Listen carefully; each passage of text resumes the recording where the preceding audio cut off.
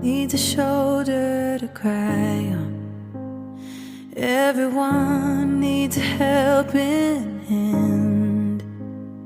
Everyone. Firman Tuhan yang akan kita pedomani dari 4 bacaan yang ada, yang diperhadapkan kepada kita pada saat ini, dan tentu perenungan kita diambil atau bahan utama itu dari Injil Yohanes pasal 10 ayat 11 sampai ayat yang ke-18. Ya. Kalau kita harus memahami soal bagian dari firman Tuhan berbicara soal gembala. Gembala itu dalam arti kalau dirujuk dari bahasa Alkitab Yunani, ya, bahasa aslinya itu berbicara soal pelindung. Gembala itu berarti pelindung atau pemberi makan, ya. Itu yang pertama. Yang kedua, kalau kita pahami arti kata gembala ini dalam dunia timur atau dekat kuno, seperti itu ya, sering memang kata gembala ini disematkan pada seorang pemimpin. Atau dengan kata lain bahwa kata gembala itu menunjuk kepada seorang pemimpin. Itu lebih jelasnya. Ya, gembala berarti yang memimpin. Tadi kita dengarkan ya, bagian yang sangat familiar bagi kita. Sering kita dengarkan pernyataan-pernyataan atau perkataan yang diungkapkan oleh Daud dalam Mazmur 23. Pada masanya kita ketahui ini Daud adalah seorang raja. Dia bukan raja sembarang raja. Bahkan dikatakan bahwa Daud ini adalah seorang raja Israel terbesar pada masanya.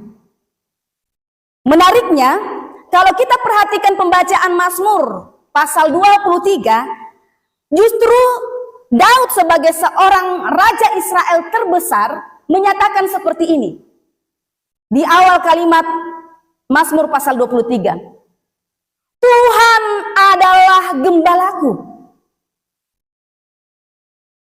Tentu yang kita pahami bahwa Daud di sini mau menyatakan Tuhan itu pemimpin bagi diriku.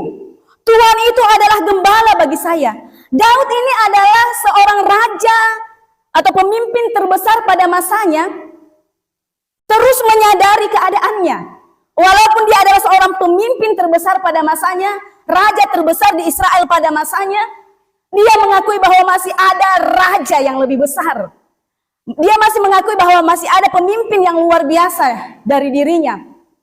Dan dia sangat meyakini di dalam pengakuannya di dalam Mazmur 23 tadi, bahwa memang hanya Tuhanlah gembalanya yang mampu menuntunnya ke jalan yang benar, bahkan mampu untuk membawa kehidupannya lebih tenang, ya, walaupun berada di tengah situasi kesukaran kehidupan. Bahkan saya mengajak juga kita sekalian, hal ini senada ya dengan apa yang dialami oleh Petrus dan Yohanes di dalam kisah para rasul tadi. Ketika mereka, kedua rasul ini, dia kan juga sudah diberikan mandat untuk memberitakan Injil sebagai pengajar, sebagai pemimpin umat pada waktu itu oleh Yesus sendiri. Ya, hampir senada dengan apa yang dialami Petrus dan Yohanes ketika mereka berada di hadapan para pemimpin mahkamah agama.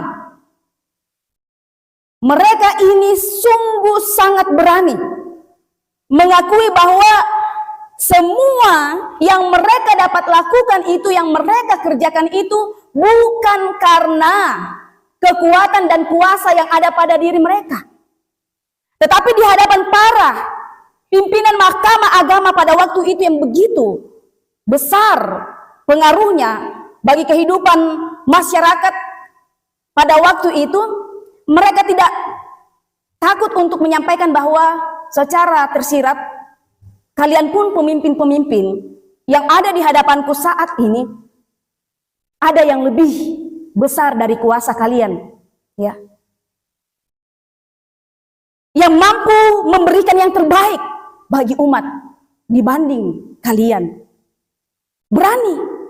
Dia melakukan kritik ketika mereka berada dipanggil di hadapan para mahkamah agama. Itu berarti kita dapat melihat di sini melalui dua pembacaan saja, Mazmur dan juga Kisah Para Rasul, ini mau menyatakan bahwa orang-orang ini yang juga adalah gembala di tengah-tengah kehidupan umat pada waktu itu, mereka tetap menyadari bahwa mereka ini adalah orang-orang yang telah juga diberi mandat untuk memimpin, mengembalakan umat, mengembalakan rakyat pada waktu itu, dan mereka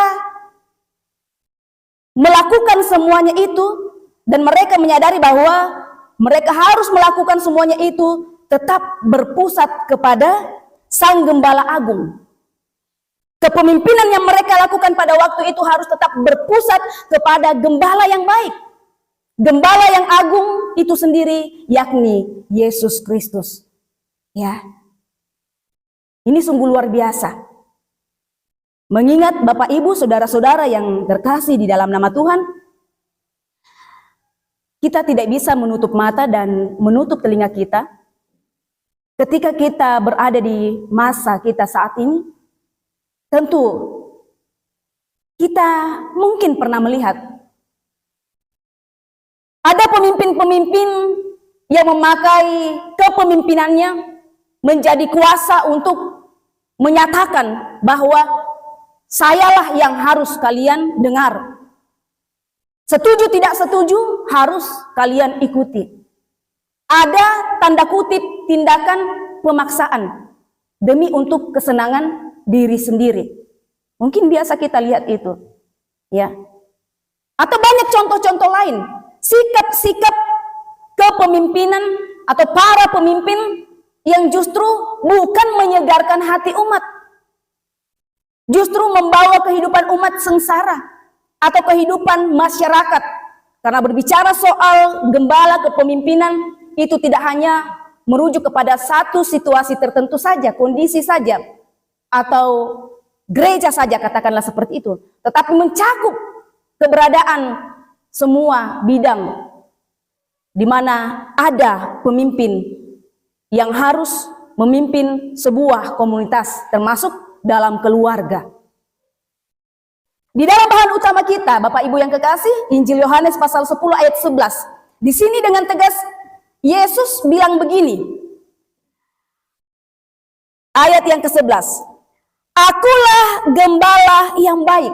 Kita perhatikan Bapak Ibu yang kekasih. Tuhan Yesus bilang, akulah gembala yang baik. Gembala yang baik memberikan nyawanya bagi domba-dombanya. Ayat 12. Sedangkan seorang upahan yang bukan gembala dan yang bukan pemilik domba-domba itu sendiri, ketika melihat serigala datang,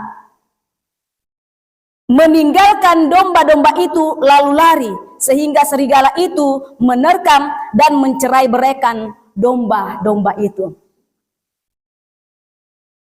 Ayat 11, ayat 12.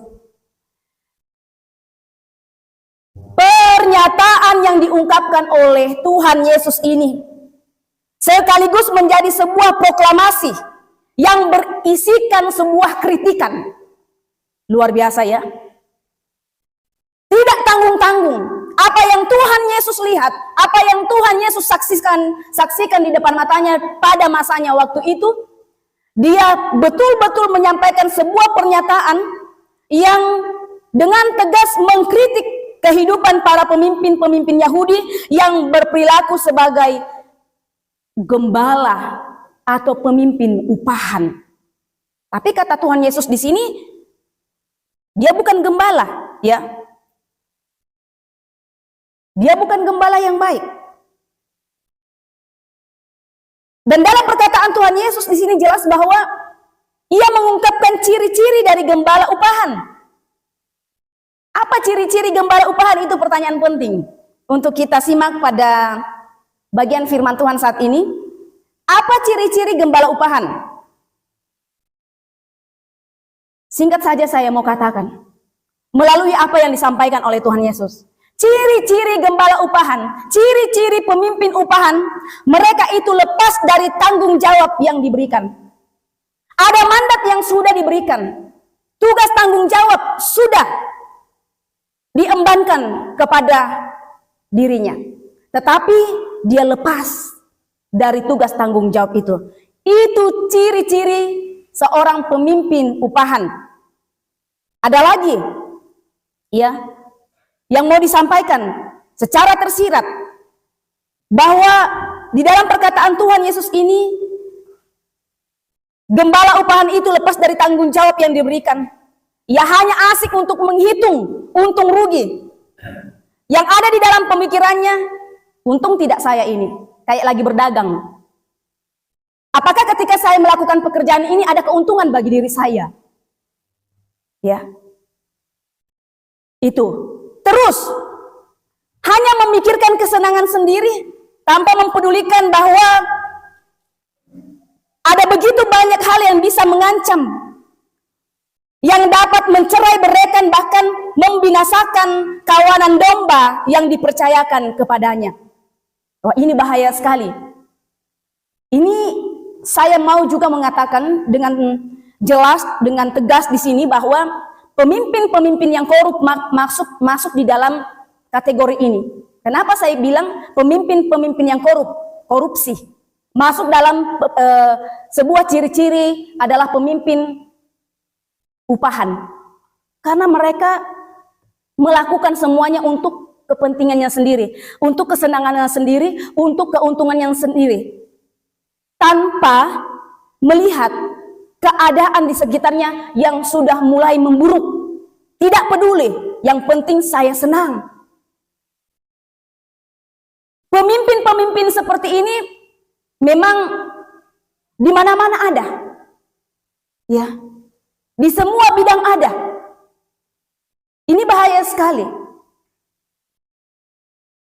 Yang seharusnya membawa kehidupan umat itu menjadi sejahtera, menjadi berada di dalam keadaan yang tentram dan aman, justru dialah yang menjadi pelaku utama yang melakukan hal-hal yang menyengsarakan kehidupan umat. Nah, Bapak Ibu, ketika saya berbicara soal umat di sini itu berarti seluruh. Berbicara juga mengenai kehidupan di tengah-tengah pemerintahan, ya. Baik gereja, masyarakat, pemerintahan, semua kena. Inilah yang menjadi sebuah masalah atau problema di tengah-tengah kehidupan dunia, baik pada waktu itu, pada masa Tuhan Yesus, maupun pada masa kita saat ini. Nah, kalau begitu tentu kita bertanya-tanya seperti ini. Apa yang patut kita bisa renungkan untuk kita bawa pulang, untuk kita pedomani melalui kebenaran firman Tuhan yang telah kita dengarkan hari ini? Ya, yang pertama, tentu kita semua sebagai umat Allah sudah dimandatkan tugas dan tanggung jawab kepemimpinan sebagai gembala. Ya, semua tanpa terkecuali. Baik di tengah-tengah kehidupan keluarga kita, di tengah-tengah kehidupan masyarakat maupun gereja. Juga terlebih khusus gereja yang harus memberi contoh dan teladan, terang menjadi garam dunia. Ya, gereja menjadi patron atau gambaran untuk bagaimana supaya menjadi cerminan bagi pemimpin-pemimpin yang ada di sekitarnya. Harus menjadikan Yesus sebagai dasar atau patron kehidupan kepemimpinan kita. Dan tentu hal itu berdasarkan juga dengan sikap kerendahan hati setiap orang. Karena menjadi gembala yang baik itu saya mau katakan tidak mudah. Perlu kerendahan hati, itu yang pertama. Ya. Karena betul-betul fokus hanya untuk memberikan yang terbaik di dalam kepemimpinan yang dipercayakan kepadanya. Soal upah itu menjadi hal nomor 2. Intinya di sini upah bukan yang pertama. Yang pertama adalah memberikan yang terbaik di dalam kepemimpinan, baik di tengah-tengah keluarga, di tengah-tengah kehidupan ketika kita diberikan mandat pemerintahan ya, maupun di mana kita dipercayakan. Kalau di gereja itu sebagai pendeta, penatua, diaken, pengurus OIG di setiap lingkup yang ada. Ini penting. Yang kedua, Bapak Ibu, ketika kita melihat kondisi ya, situasi baik di gereja maupun di tengah-tengah kehidupan pemerintahan dan kemasyarakatan yang ada, mungkin ada di antara kita yang bertanya, mungkin saja ya, bagaimana soal upah? Bagaimana itu soal gaji yang diberikan kepada mereka? Saya mau sebutkan, bagaimana soal gaji kepada pendeta? Bagaimana soal gaji atau upah atau insentif atau apalah macam-macamnya yang sudah dicantumkan dalam program kepada pengurus OIG, majelis, dan juga misalnya di tingkat pemerintahan, bagaimana dengan upah yang sudah mereka terima? Itu kan bisa berarti juga bahwa mereka itu apakah mereka disebut sebagai gembala atau pemimpin upahan atau bagaimana? Ini kan biasa menjadi perbincangan hangat ketika tema ini diangkat. Semua upahan dong, karena berbicara soal upah ada yang diberikan upah seperti itu. Nah, Bapak Ibu yang kekasih di dalam nama Tuhan, ini memang harus kita pahami dengan baik. Apa juga yang dikatakan oleh seorang Rasul Allah, yakni Paulus. Dalam kutipan suratnya, dia pernah bilang begini, siapa yang tidak kerja, janganlah ia makan. Jadi yang kerja itu yang makan. Kita paham ya? Ini penting. Di dalam pernyataan saya sebelumnya, saya katakan bahwa yang utama prioritas menjadi seorang pemimpin di tengah-tengah perjalanan kehidupan kita adalah kita harus menjalankan segala sesuatu yang dimandatkan, yang dipercayakan kita dengan baik. Itu yang pertama.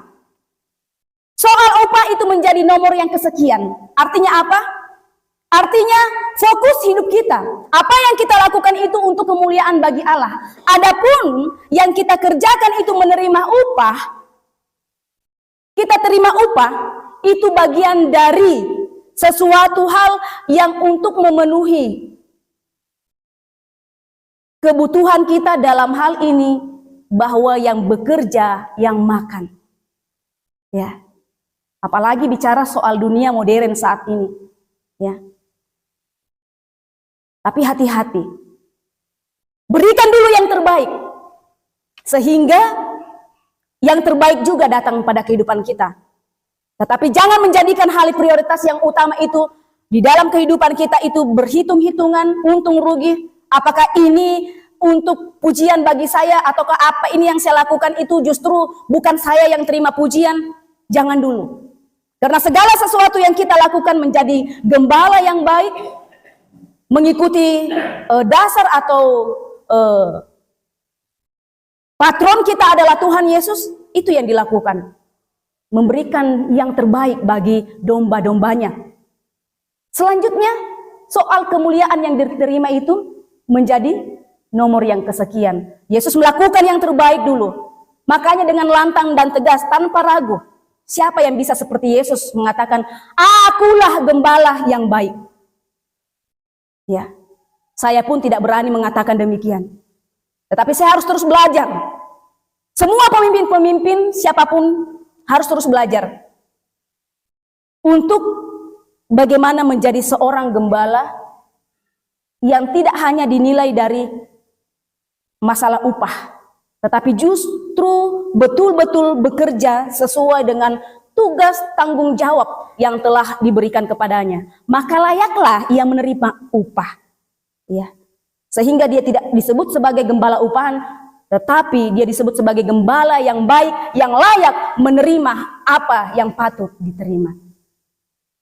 Nah, Bapak Ibu yang terkasih di dalam nama Tuhan, untuk itu di dalam menjalani kehidupan kita. Mari kita sebagai jemaat Tuhan, umat Tuhan, terus memberitakan ini kepada siapapun. Kita tidak tahu, anak-anak yang kita rawat, yang kita didik, cucu-cucu, ampota, ya.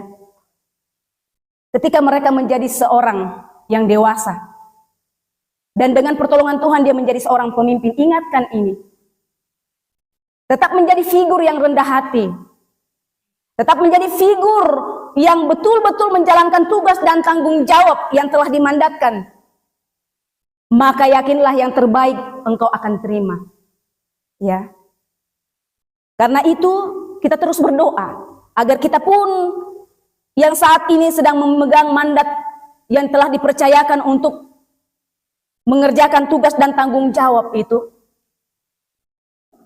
memberikan keteladanan itu, sehingga orang-orang yang kita harapkan, generasi-generasi pelanjut kita, penerus kita yang akan menjadi pemimpin, mempedomani hal itu. Dan yang terbaik akan kita terima. Segala sesuatu yang kita tabur tentu menjadi sesuatu yang akan kita tuai, dan kembali semuanya atas kuasa Tuhan yang menolong kita. Terus memuliakan nama Tuhan, Sang Gembala Agung, Gembala yang baik dalam kehidupan kita. Tetap menjadi pribadi yang rendah hati untuk menjalankan tugas dan tanggung jawab. Upah Tuhan telah sediakan untuk setiap orang yang menjalankan kehendaknya. Demikianlah firman Tuhan yang dapat saya sampaikan pada pagi hari ini. Kita ditolong dan dipeliharakan oleh Tuhan dengan tuntunan Roh Kudus yang terus menyertai kehidupan kita. Amin firman Tuhan.